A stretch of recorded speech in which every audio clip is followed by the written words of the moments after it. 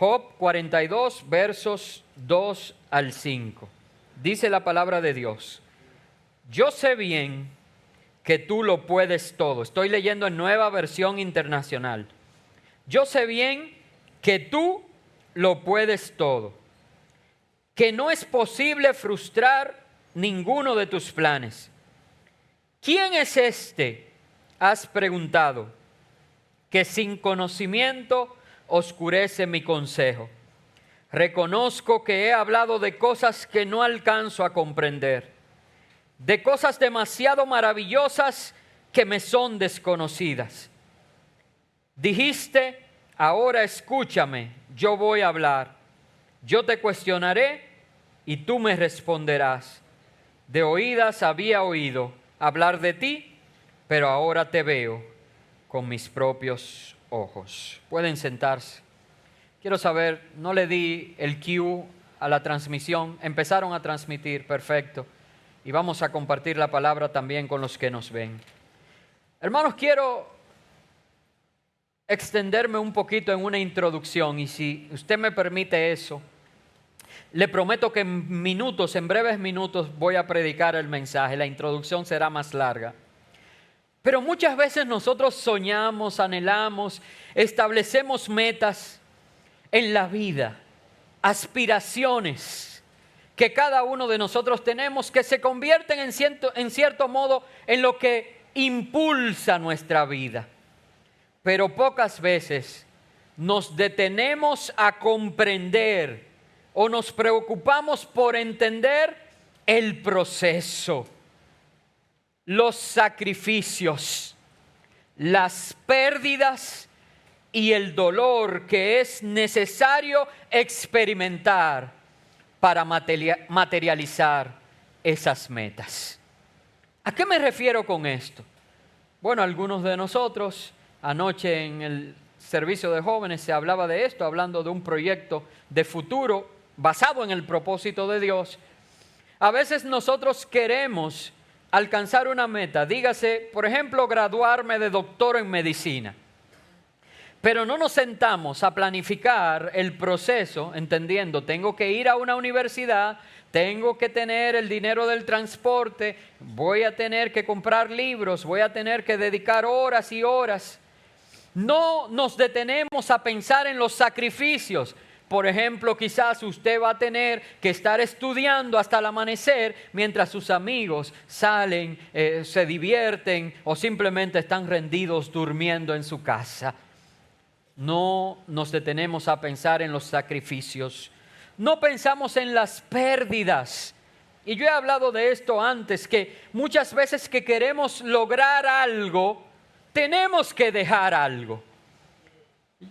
Yo he dicho muchas veces que nosotros podemos tener cualquier cosa que nos propongamos, pero no podemos tener todas las cosas.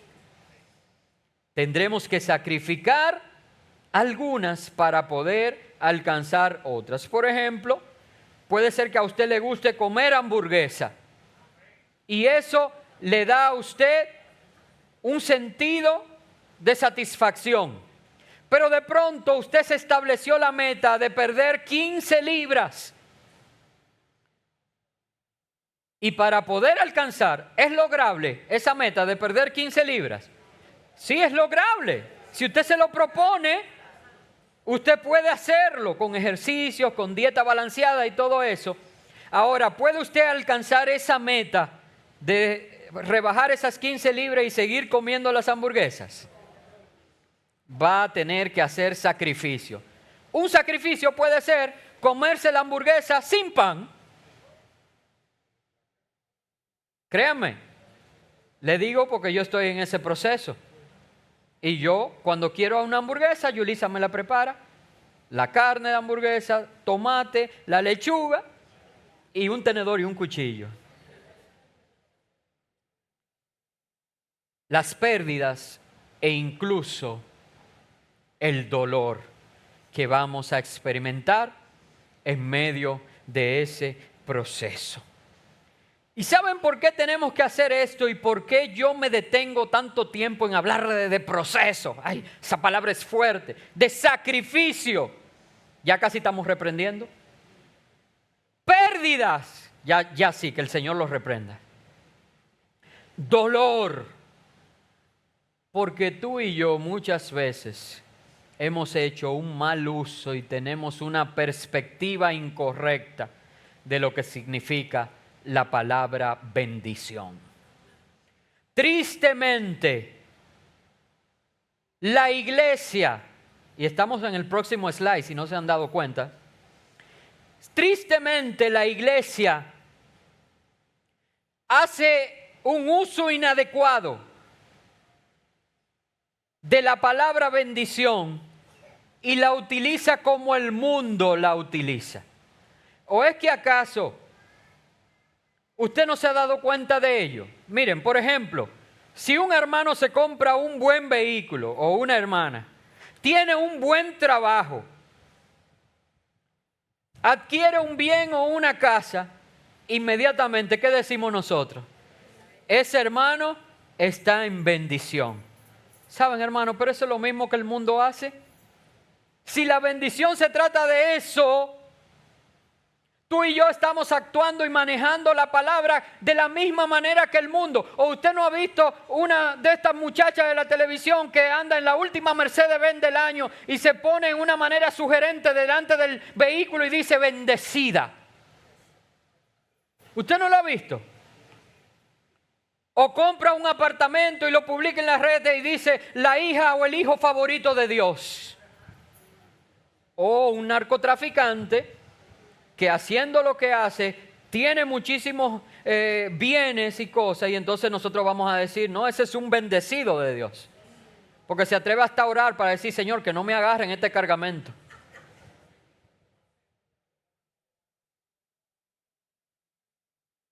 Usted sabe que en la peor de las escasez, usted puede ser un bendecido de Dios. Usted sabe que no solamente cuando estamos sanos, nosotros somos bendecidos de Dios, sino que en medio de una enfermedad, tú y yo podemos ser señalados como el que ha recibido la bendición de Dios. Porque si solamente yo soy bendecido cuando todas las cosas están bien, entonces la palabra bendición es lo mismo que el mundo espera de ella. Nosotros tenemos que llegar al grado de madurez espiritual que alcanzó el apóstol Pablo, que dijo, yo he aprendido en medio de la escasez o en medio de la abundancia a contentarme en mi Señor. Todo lo puedo en Cristo que me fortalece. Porque la bendición que nosotros hemos recibido empieza con tener a Jesús en nuestro corazón.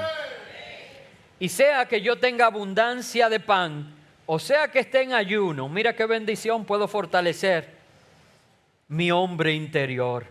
Sea que yo esté en salud y oro que todos ustedes estén en salud, pero en medio de la enfermedad es una oportunidad maravillosa de que Dios manifieste su poder sanador en usted y lo toque con la bendición.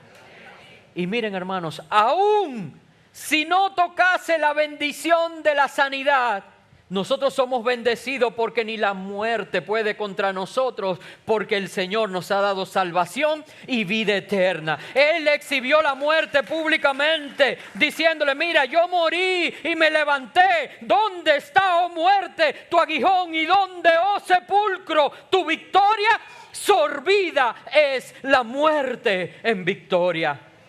Y el apóstol Pablo, en un grado de madurez espiritual, llegó a confesar, si yo vivo, soy del Señor, y si muero, soy y le pertenezco a Él. Hermanos, tú y yo no dependemos de que Dios nos sane, y Él nos sana. Tú y yo no dependemos de que Dios provea, y Dios provee. Tú y yo no dependemos de que Dios nos liberte, pero Él nos liberta. Tú y yo queremos intimidad con Él, estar cerca de Él, conocerle a Él, y esa es nuestra mayor bendición.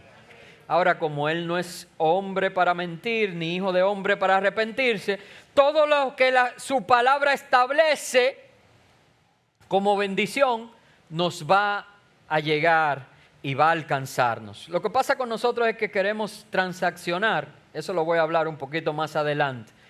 Tenemos que aprender a amar al Señor por quien Él es y adorarle con todo lo que somos. Este concepto, me refiero al proceso, al sacrificio, a las pérdidas, al dolor, aplica para todas las metas en su vida. Y un ejercicio muy chévere que hicimos con los jóvenes fue hablar acerca de cómo nos vemos nosotros en 10 años, en términos generales. Pero qué bueno sería que nosotros pudiéramos identificar cómo nos vemos dentro de 10 años en el cumplimiento del propósito de Dios en mi vida. Porque si yo hiciera ese ejercicio aquí, quizás algunos se enfocarían, no, ya yo quisiera tener una casa, ya yo quisiera tener un carro. Una vez volvemos a lo mismo que el mundo anda buscando. Cuando la Biblia nos dice, no se enfoquen tanto en las cosas que se ven, porque las cosas que se ven perecen. Enfóquense mejor en alcanzar aquellas que no se ven, porque aquellas prevalecen y permanecen. Y yo quisiera de verdad que cada uno de nosotros ahora, que vamos en crecimiento en el conocimiento del Señor y que necesitamos alcanzar una madurez espiritual, porque si no creeríamos que el año de vivir por fe y para fe se resume en decir, vamos a orar para que fulano reciba un trabajo, y hemos orado y lo han recibido. Vamos a orar para que fulano pueda comprar un apartamento, y hemos orado y Dios está obrando los milagros en medio de nosotros. Pero de eso no se trata. Se trata de que cuando llega la adversidad, y miren, yo nunca he predicado algo diferente, la adversidad llegará y tocará nuestras vidas. Y todo eso es parte del proceso, del sacrificio, de la pérdida, del dolor. Pero que en medio de esa situación pongamos nuestra fe en acción y vivamos por fe y para fe. Y entendamos y busquemos el propósito de Dios. Entonces yo quisiera que tú pienses en 10 años, ¿en qué nivel estás en el cumplimiento del propósito de Dios en tu vida? ¿Qué estás haciendo por el Señor? ¿Cómo te ves en la iglesia? ¿A qué te ha llamado el Señor? ¿Cuántas almas has alcanzado para Él? ¿A cuántos les has arrebatado al infierno a través de la predicación del Evangelio? ¿Cómo se visualiza el propósito de Dios en tu vida en 10 años? ¿Habrá aquí algún apóstol, algún pastor, algún profeta, algún evangelista, algún maestro que estará ejerciendo ese llamado y bendiciendo a otros y multiplicando la iglesia? Se hace necesario que nosotros tomemos conciencia para que alcancemos madurez espiritual. Y por eso vamos a estudiar esos versos que leímos en el capítulo 42 del libro de Job. Saben, el libro de Job tiene 42 capítulos. Es decir, que los versos que leímos están en la parte final, en el capítulo final de este libro de Job. Pero para entender los 4 puntos sencillos que yo voy a compartir con ustedes hoy, necesitaría el compromiso de ustedes de leer los 41 capítulos anteriores del libro de Job. Ya ustedes están acostumbrados como iglesia a que yo les deje tarea, así que yo preguntaría, ¿cuántos van a leer esos 41 capítulos para que puedan entender estos 4 puntos? Bueno, pocos levantaron la mano porque 41 capítulos, hay generación Z aquí que están pensando, resúmamelo.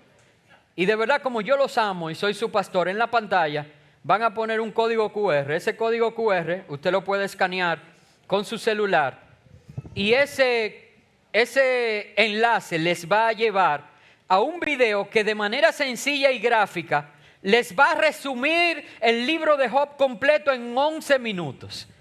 Así que, ya que usted no se comprometió conmigo, y yo los entiendo, a leer los 41 capítulos del libro de Job, quisiera que se comprometa conmigo a ver esos 10 minutos de ese video, no ahora, sino que usted va a tomar el enlace ahora y en sus casas va a dedicar 10 minutos a ver este video que le va a resumir el libro de Job. ¿Me dicen amén? Ahora levánteme la mano, ¿cuántos van a ver el video? Muy bien. Ahora más se comprometieron. Pero como todavía hay algunos que no están dispuestos a leer los 41 capítulos y que no van a dedicar los 10 minutos a ver este video, porque yo pedí que levantaran la mano, para esos yo voy a hacer un breve resumen. Rápidamente. El libro de Job se compone de 3 bloques principales.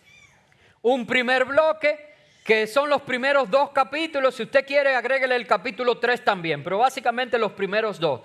Así que ya le estoy diciendo, un primer bloque de 2 o 3 capítulos donde se nos presenta un escenario en el que en el cielo el enemigo de Freco, yo quiero decir así, hablando en lenguaje coloquial, va y le dice a Dios: mira, pero es que Job te alaba y te adora y te sirve y te bendice, pero así quién no. Si le va bien en todo, si es prosperado, si es un bendecido por ti. Y por una razón que yo no entiendo, mi teología no llega a esa profundidad. Otro día le vamos a preguntar a alguien más.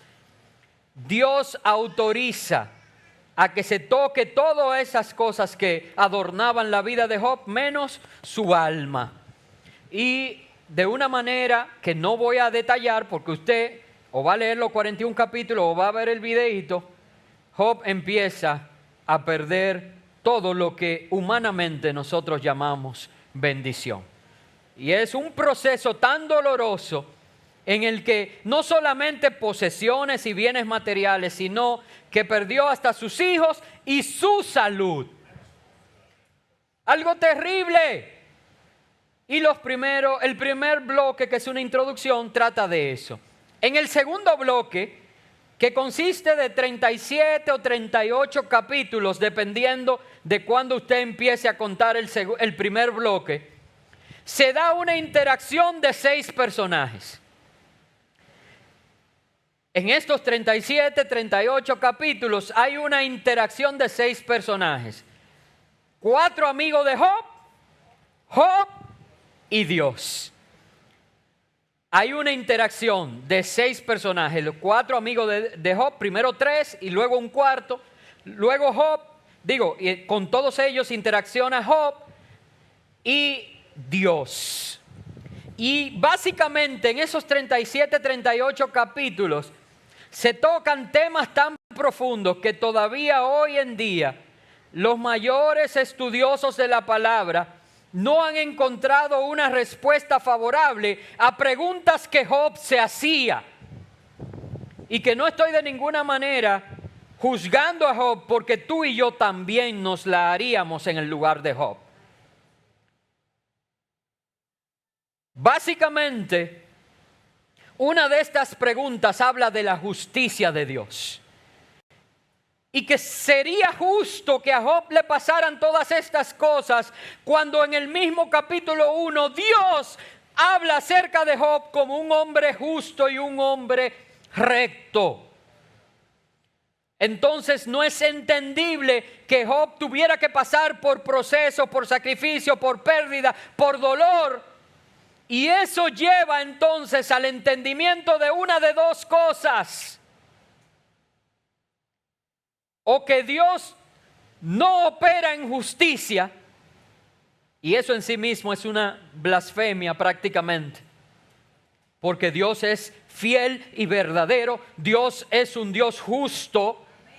O número 2, que Dios no es un Dios bueno, porque pudiendo hacer bien, permite que cosas malas le sucedan a gente buena. Y eso también es una blasfemia. Primero, porque es un desconocimiento de que la misma palabra del Señor establece que no hay justo ni aún uno. Así que es de orgullo y de vanidad de nosotros como hombres y mujeres decir que cómo es posible que le pasen cosas malas a gente buena. Porque la Biblia dice que ni tú ni yo somos buenos. Solo el Señor lo es. Pero, por otro lado, recuerden que esta es una discusión que calvinistas, wesleyanos, teólogos, apologistas y en un nivel más alto, cualquiera que usted quiera mencionar, han podido llegar a una respuesta satisfactoria. Por otro lado, los amigos de Job insistían que si Dios es bueno y si Dios es justo y cosas malas no pueden pasar a gente buena, la respuesta a lo que estaba pasando era que el malo era Job y que Job pecó. Y eso es lo que nuestra mente religiosa no acaba de comprender. Porque nosotros entendemos y desde pequeños se nos enseña que todo lo ganamos en términos de méritos. Y nosotros vivimos en una meritocracia toda nuestra vida. Se nos enseña desde que entramos, ahora se hacen 6 o 7 cursos antes de llegar primero. Se paga una universidad, una carrera universitaria antes de usted llegar a primero. Y desde ahí se nos enseña de que tú tienes que ser el mejor y que tienes que ganar los méritos, en base a méritos, todo lo que puedes adquirir. Y por eso cuando de pronto nos encontramos con el Señor y que la Biblia dice que estando nosotros muertos en nuestros pecados, Cristo dio su vida por nosotros, decimos no, yo me tengo que ir arrodillado de aquí a Higüey.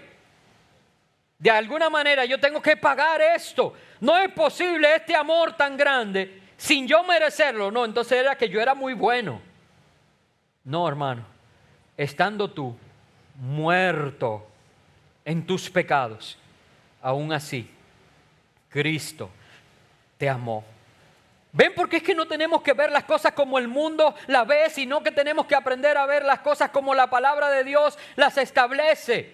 Porque es muy fácil amar al que te hace bien. Es muy fácil dedicarle tiempo, dinero, recursos al que te hace bien, pero qué difícil se hace hacer lo mismo con el que no tanto. Pero la Biblia dice que nosotros separados de Dios, cada cual se apartó por su camino.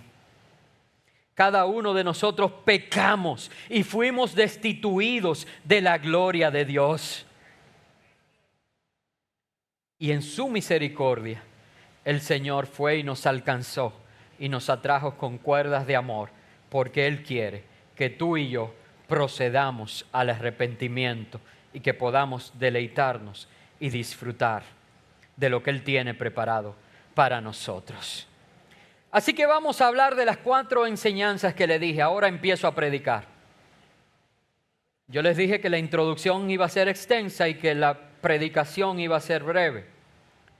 Quiero rápidamente compartirles 4 enseñanzas en esta mañana que son testimonio, que son metas a alcanzar, que son fruto de, resultado de alcanzar madurez espiritual. ¿Cuántos quieren seguir siendo niños fluctuantes llevados por doquier viento de doctrina de hombres? ¿Cuántos quieren alcanzar madurez espiritual? Pues aquí hay 4 claves que ya en el capítulo 42, después de contender contra Dios. Y algo que quiero decir, un paréntesis, escúcheme bien ahora, si pueden mirarme un segundito. Esa pregunta que Job y sus amigos no pudieron encontrar definición y respuesta, yo quiero saber si usted quiere que yo se la conteste ahora. Si usted quiere, pídamelo. ¿Le doy la respuesta correcta a eso? No, es que no me están motivando. Yo le dije que ni wesleyano, ni calvinista, ni apologista, ni teólogo, ni nada han llegado ahí y yo le estoy ofreciendo decírselo, pero pídanmelo que yo me... Pues yo no lo sé. No lo sé, porque ¿saben algo? Dios no le respondió a Job su pregunta. Dios le hizo a Job preguntas y no le respondió, porque tú y yo no somos, escúchame bien, no somos capaces de cuestionar a Dios. Y yo quiero que desde ya entendamos eso. Tú y yo no somos quien para cuestionar a Dios, sino que tenemos que acercarnos a Él y aprender de Él. Dejar de preguntar el porqué de las cosas y buscar el propósito de Dios en todo. 4 enseñanzas. Número 1, en el verso 2, que fue el primer verso que leímos, Job dijo: yo sé bien que tú lo puedes todo, que no es posible frustrar ninguno de tus planes. La primera enseñanza es, hermanos, si somos maduros espiritualmente, vamos a entender que Dios todo lo puede y que Dios está en control. Nosotros nos sentimos que se nos movió el piso, sentimos que se nos cayó el mundo porque no tenemos control de las cosas. Y tenemos que llegar a un grado de madurez espiritual en que entendamos que aunque yo haya perdido el control, aunque yo no sepa por qué esto ha venido, aunque yo no sepa cómo resolver, Dios está en control y Dios todo lo puede. Cuando entendemos eso, recibiremos paz. Porque no hay una enfermedad, no hay una angustia, no hay una depresión, no hay una tristeza que Dios no pueda saciar. Dios lo puede todo. Dile eso a tu alma, dile: Dios lo puede todo. Él está en control. Cuando nosotros entendemos eso, miren hermanos, la verdad es que hay un verso, yo lo he repetido otras veces, que siempre explota mi cabeza porque digo: wow, pero ¿y cómo yo no me había dado cuenta de esto? ¿Por qué yo me inquietaba? ¿Por qué me llenaba de ansiedad? ¿Por qué no podía descansar? Si la Biblia me dice: vuestra vida, ahí está la tuya, ahí está la tuya, ahí está la tuya, la tuya, la tuya, la mía. Vuestra vida, escúchame bien, está escondida con Cristo en Dios. Lo voy a repetir. Vuestra vida está escondida con Cristo en Dios. Hermano, ¿tú crees que puede entrar un ladrón ahí? ¿Tú crees que una enfermedad puede entrar ahí? Ahí solamente va a entrar lo que Dios permita que entre.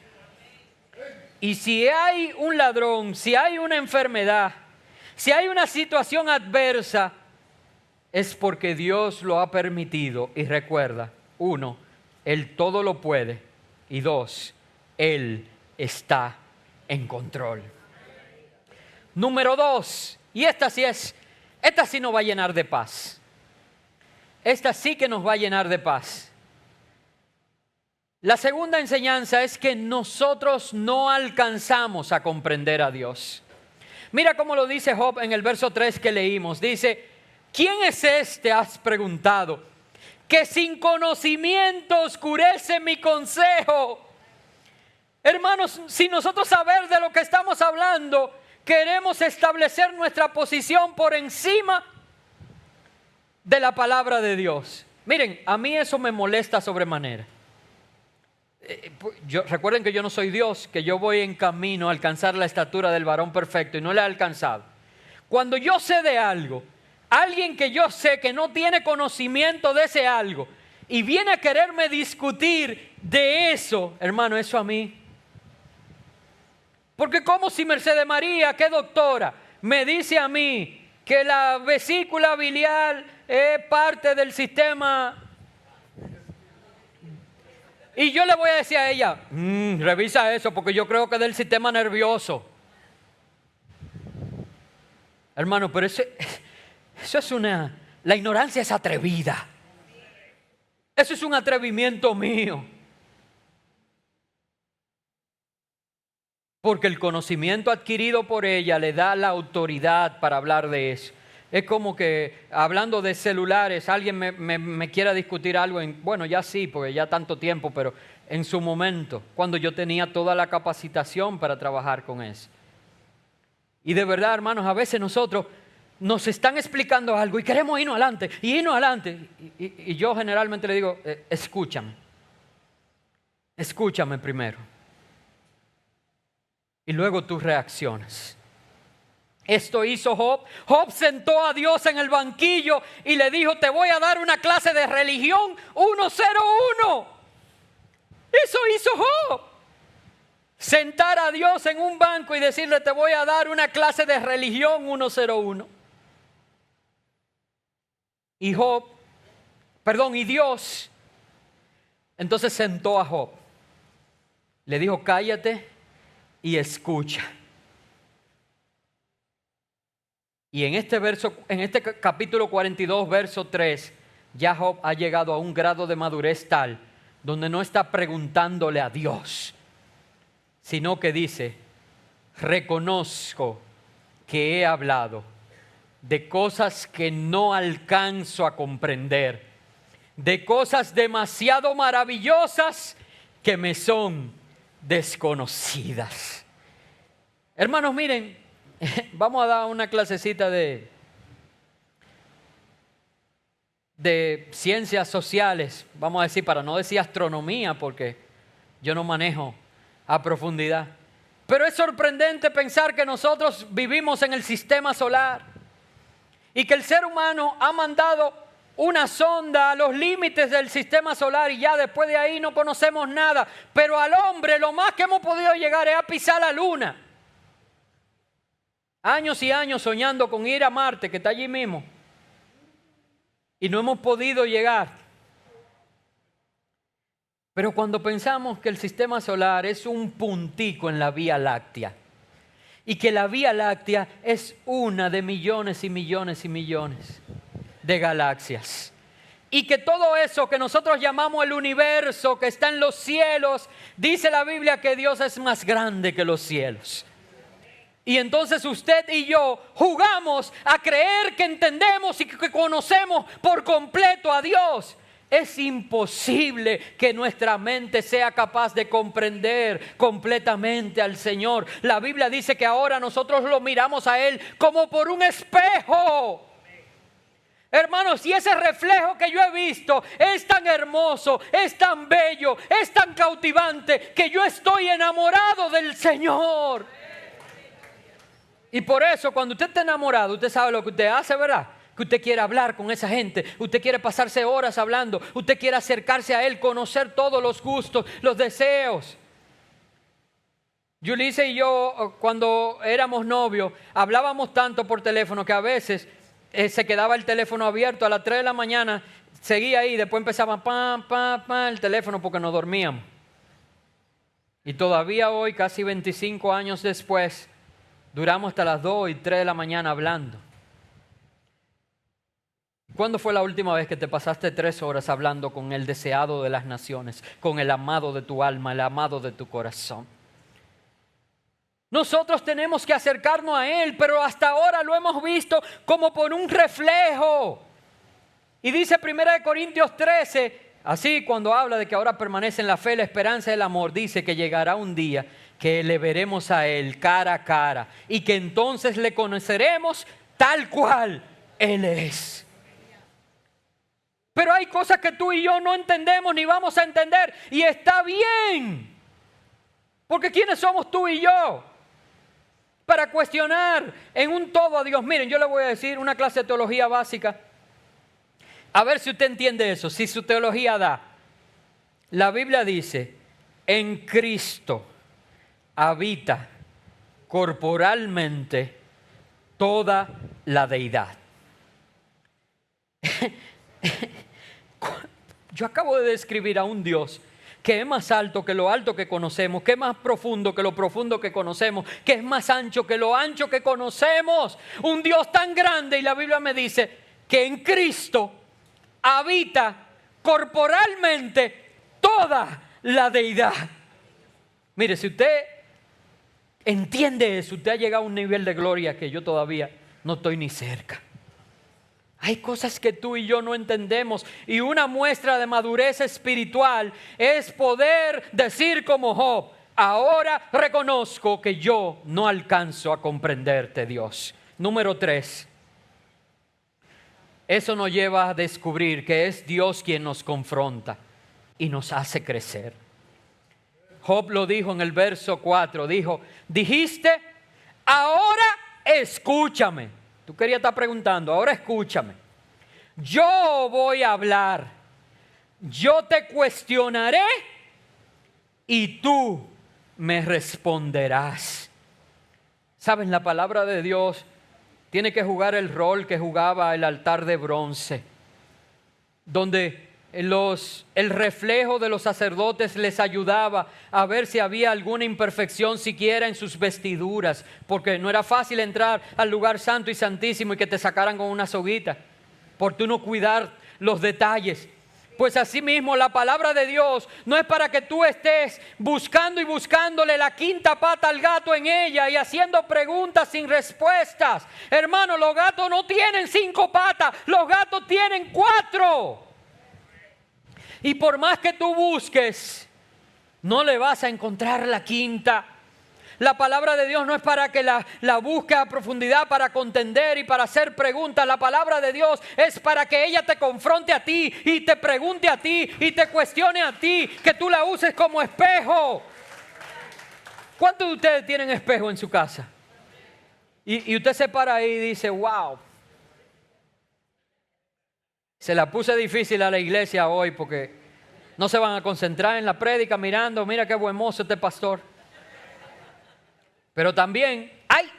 Espérate que no me peiné. Pues yo iba a salir como un loco. Y me peino. Así debe ser la palabra de Dios. No que tú le preguntes a la palabra de Dios, sino que la palabra de Dios te pregunte a ti. Por ejemplo, la palabra de Dios dice que nosotros debemos alcanzar la estatura del varón perfecto que es Cristo. Cuando te estás mirando en ese espejo, ¿a qué altura vas?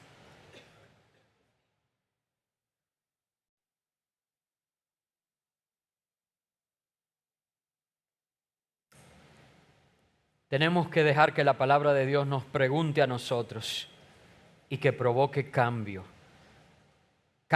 en nuestras vidas. Y número 4.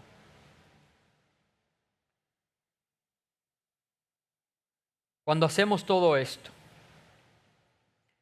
entonces veremos a Dios. Y ver a Dios nos llena de propósito. Job, maduro ya en el capítulo 42, verso 5, lo dice de esta manera. De oídas había oído hablar de ti, pero ahora te veo con mis propios ojos. De oídas había oído hablar de ti, pero ahora te veo con mis propios ojos. El presentarte delante de la palabra, el acercarte a Dios en intimidad, el desarrollar una relación con Él, te va a llevar a la madurez de entender, wow, ¿cuánto tiempo he perdido? Yo me creía ser cristiano, yo creía que estaba bien. Ahora reconozco que de oídas había oído al Señor, mas ahora mis ojos pueden verle claramente. Quiero que se pongan sobre sus pies, porque quiero terminar retándoles. Yo no vine a hacerme el gracioso y a caerle bien a nadie hoy. Yo vine a traer una palabra que sé que de por sí es dura y confrontativa. Pero lo hago por amor. Por amor a Dios sobre todas las cosas y por amor a cada uno de ustedes. Así que no puedo terminar hoy y dejarlo simplemente a la suerte, el que ustedes mediten en lo que les he compartido hoy. Yo quiero retarte a tomar una decisión. Y esa decisión que tomes es la decisión de renunciar. Yo te reto hoy a renunciar. A renunciar. Sí. Es más, yo quiero que tú escribas tu carta. Escríbela. Así como se escriben las cartas de renuncia, lo escrito tiene un peso legal, un peso jurídico, y así mismo es en las regiones celestes, en las regiones espirituales. Escribe: hoy renuncio, y ponle efectivo a hoy mismo, con efectividad inmediata. Renuncia a perseguir lo mismo que el mundo persigue. Porque sí, yo creo en un Dios que te va a prosperar en todas las cosas. Pero todo eso será como consecuencia del grado en que prospera tu alma. El problema de nosotros es que siempre nos enfocamos en lo mismo. Mateo 6:33 nos dice: buscad primeramente el reino de Dios y su justicia, y todas las demás cosas os serán añadidas. Pero el problema de nosotros es que empezamos a hacer las cosas correctamente y le decimos: Dios, estoy haciendo lo correcto, las añadiduras. Sí, mi hijo, yo no miento, tranquilo. No, porque ya yo estoy diezmando. Es más, hasta estoy sirviendo en un ministerio. Dios, las añadiduras. Sí, mi hijo, yo no miento. Señor, mire el amor con que yo trato a los hermanos y los abrazo. Pero, ¿te acuerdas? Añadiduras. Y el Señor ahí dirá: wow, mi hijo, yo cumplo lo que prometo. Enfócate en mí. Saben, yo no quería decirles, pero les voy a decir que más adelante, lo limité ahí para dejarlo ahí, pero más adelante en ese mismo capítulo 42, Dios le devolvió a Job todo lo que perdió de multiplicado. Y la razón por la que no se lo quería decir es porque ya yo sé que usted lo va a hacer para que Dios le multiplique las pérdidas y lo que... No, hermano. Es que Él lo va a hacer, Él va a multiplicar, porque Él es un Dios que cumple sus palabras. Pero tú y yo tenemos que alcanzar el grado de madurez espiritual en el cual sirvamos y amemos a Dios por quien Él es, y que sepamos que Él nos va a prosperar en todas las cosas, que a nosotros nos conviene prosperar en términos de nuestra alma. Así que al renunciar a perseguir lo mismo que el mundo persigue, desarrolla una relación personal con Dios. Habla con Él. No lo cuestiones, permite que su palabra te examine a ti. Y busca no ser tan solo un oidor de la palabra de Dios, sino un hacedor. Busca ver a Dios cara a cara. Háganse amigos de Dios y Dios obrará portentos, milagros y maravillas en medio de la vida de cada uno de ustedes.